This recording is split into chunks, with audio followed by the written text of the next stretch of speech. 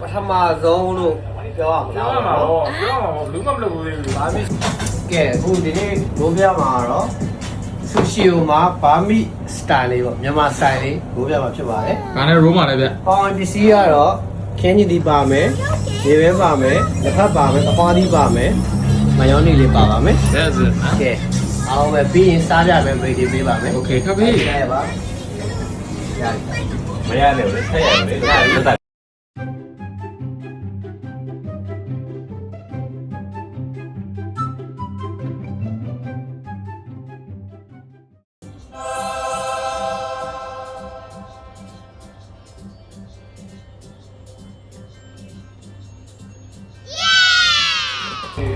ကဲအခုဆိုရင်တော့ကျွန်တော်တို့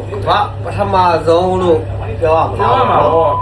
လူမမလုပ်ဘူးလေဘာမီဆူရှီလုပ်ဘူးလည်းလုပ်ဘူးမှာပေါ့နော်ဒါပေမဲ့ကျွန်တော်တို့ကတော့ဒါ first time ပါပဲ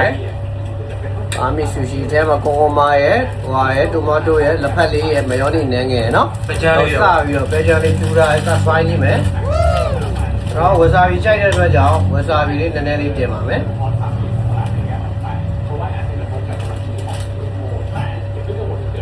ကိုညာကျွန်တော်တလေးနဲ့ပဲတီးလိုက်တော့ဗမာစံစံလေးပေါ့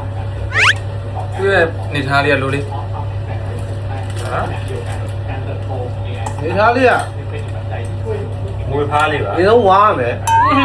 ဝါပြီးတဲ့အချိန်မှာထဲကလက်ဖက်ရတာနဲ့တော့ပေါင်းစားလိုက်တဲ့အခါမှာဘာမီတစ်ကိုရပဲကျန်းနဲ့ဂျွတ်ဟာလက်ဖက်သမင်းကိုစူဂျီပုံစံမျိုးအဲ့လိုဖြစ်သွားပါတယ်မိတ်တင်ကတော့7.5တော့ပေးကျွန်တော်ကရင်းတော့တန်းအောင်တော့8ပေါ့အဲ့ဒါတက်ကြည့်လားအဲ့ဒီမြင်မယ်